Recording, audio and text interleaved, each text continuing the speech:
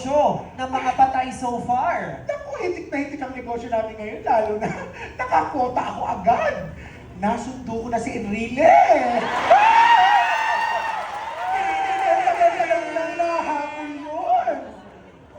Gusto ko rin mong malaman, so nasundo niyo na si Enrile. Meron ba kayong balak sunduin? Coming soon, kumbaga? Diyos ko. Sino gusto niyo sunduin ko? Ha, ayaw niyo sabihin, ano? Baka nagtatago yun dyan. Magbibigay na lang ako ng clue. Sige, ano pong clue? Sino ang susunduin niyo? Kalbo! Kalbo! Ah! At nagtatago. Kakampinon, no? Kakampinon.